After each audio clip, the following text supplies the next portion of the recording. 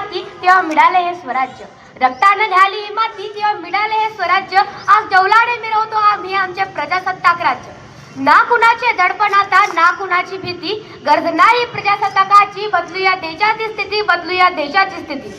सन्माननीय व्यासपीठ आणि येथे उपस्थित माझ्या देशावर अफाट प्रेम करणाऱ्या माझ्या बंधू आणि भगिनींनो, मी उत्कर्ष आनंदमाळी आज ते फक्त भाषण द्यायला नाही तर तुमच्याशी थेट संवाद साधायला उभी आहे।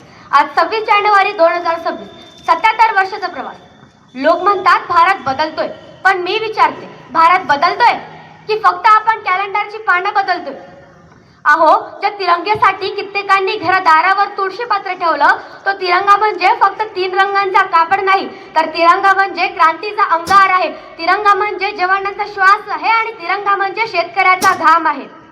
15 ऑगस्ट 1940 रोजी आपला देश स्वतंत्र झाला खरा, पण या देशाला खऱ्या अर्थाने दिशा मिळाली ती 26 जानेवारी 1950 रोजी। याच दिवशी आपल्या भारत देशात संविधानाची अंमलबजावणी सुरू झाली। या संविधानाचे शिल्पकार डॉक्टर बाबासाहेब आंबेडकरांनी आपल्याला लोकशाहीची महान भेट दिली, जिथे देशाचा राजा जनता निवडून देते।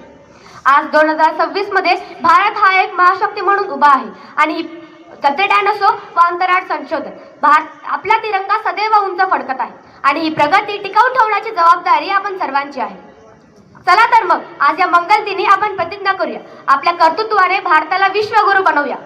जाता जाता इतकंच म्हणेल, बलसागर भारत हो, विश्वात शोभून राहो।